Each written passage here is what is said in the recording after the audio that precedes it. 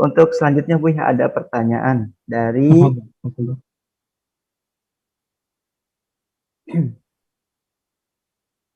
barangkali dibacain aja lebih baik. Baik Bu ya.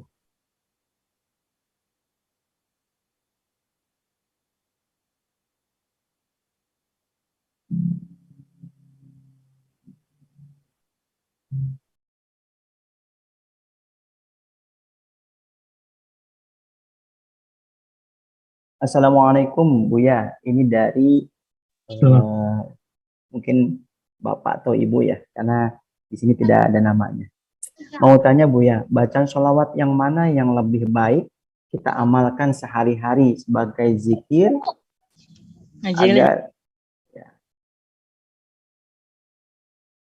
Oke, baik. Agar kita bisa bertemu dengan Rasulullah Sallallahu alaihi wasallam. Nah, ini daripada pakai teori-teori macam-macam, kita baca kitabnya aja ya. Ternyata di kitabnya ada jawabannya. Oh gitu Bu ya, siap. Oke, di kitabnya ada jawabannya, tenang aja. Jadi beliau Imam Najmuddin Al-Kubra mengatakan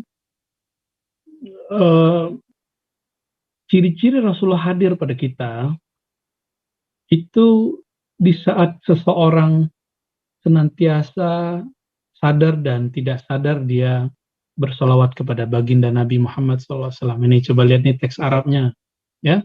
Saya bantu terjemah, silakan ditulis. Ini perkataan imam ini. Alamatu huduril Mustafa, ciri-ciri hadirnya baginda Nabi Muhammad SAW, antajri as-salah, mengalirnya lafaz solawat alaihi terhadapnya ala lisanika, terhadap pada lisanmu bighairi ikhtiar, tanpa engkau usahakan lagi, tanpa dibuat-buat lagi. Nah, ini cara yang paling ampuh untuk bersolat kepada Nabi. Ini, teman-teman. Lalu lafaz sholawatnya apa? Bebas, sholawat apa aja.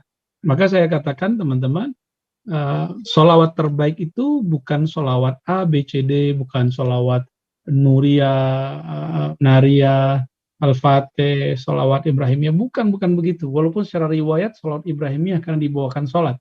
Tapi afdhalus sholawat itu sholawat yang ringan di lidah kita dan membuat kolbu kita mudah terkoneksi kepada cinta kepada Rasulullah SAW.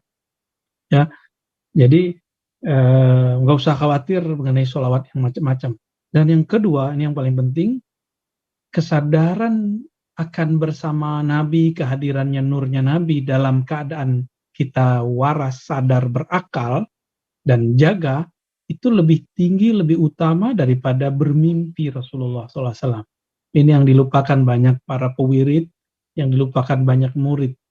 Karena pengennya mimpi-mimpi. Padahal, jika orang sudah dalam keadaan sadarnya bersama Rasulullah, dia akan membawa rasa itu ke dalam tidurnya, mimpinya. Jangan dibalik ya. Barangkali begitu. Wallahu ta'ala alam bisawab.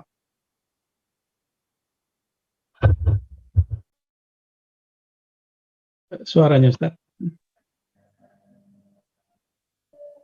Oke, baik.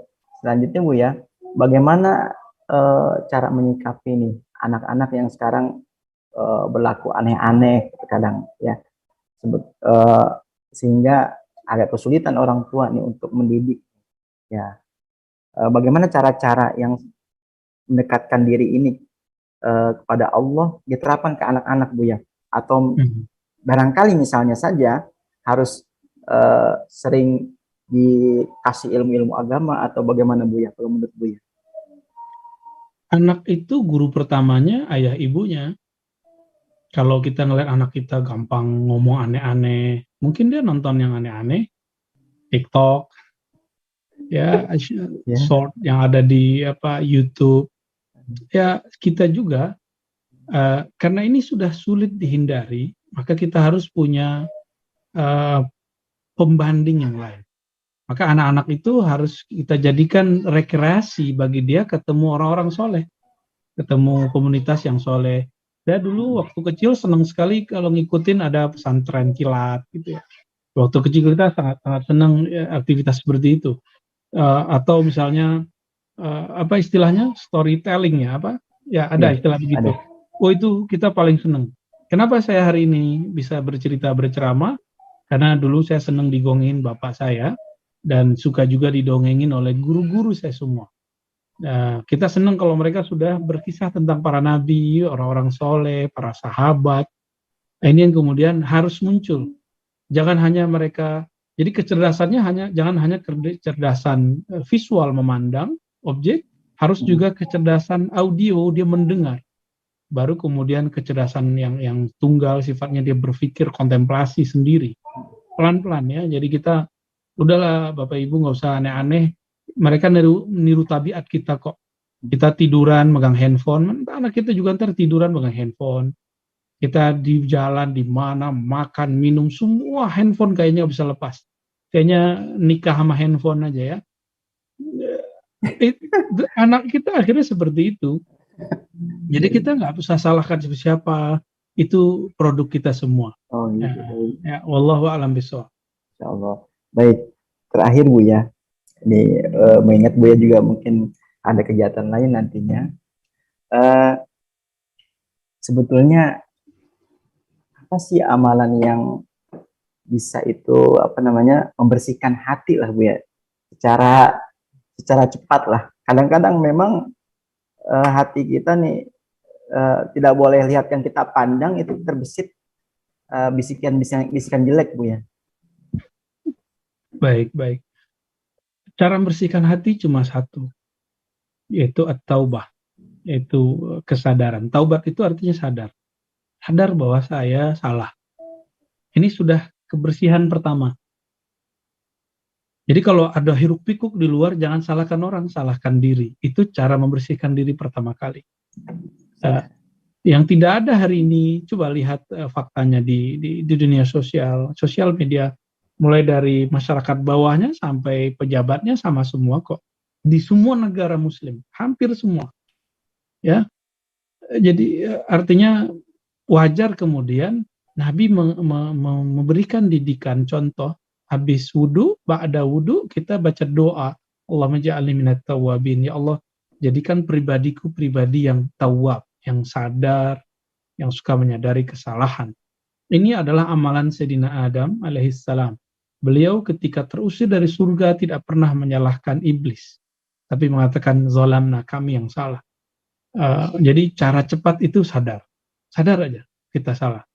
Nah, teori-teori yang lain nantilah. Nah, ini coba praktikin aja ntar ya. Baik ya. Barangkali begitu Ustadz Badri ya. Ya baik Buya. Baik Bapak Ibu, mungkin sudah jelas ya jawaban Buya ini luar biasa. Nanti kalau kurang lebih jelasnya lagi, kita akan tunggu part selanjutnya Buya ya. Oke, baik. Insyaallah. Mudah-mudahan Buya selalu sehat. Amin. Amin ya Rabbal. Amin. Allah berikan kesehatan kepada Buya dan keluarga. Allah selalu berikan keberkahan juga. Baik Bapak Ibu, terima kasih sudah hadir di kajian online hari ini. Tunggu part selanjutnya di bulan berikutnya, minggu keempat ya. Oke, baik. Ya, Bu ya. Baik Bapak Ibu, kawan-kawan semua, sekali lagi ya, kami ingatkan bahwa kajian ini sifatnya adalah terus-menerus atau berlanjut ya. Nanti di bulan selanjutnya di minggu keempat. Baik. Tentunya kami dari Al-Gibran Sekolah Quran sekali lagi mengucapkan ribuan terima kasih kepada Ibu yang sudah meluangkan waktunya ya di sore hari ini untuk mengikuti kajian kami. Baik. Sebelum saya undur diri, mohon maaf jika ada kesalahan kekurangan ya. Wal-'afwu minkum.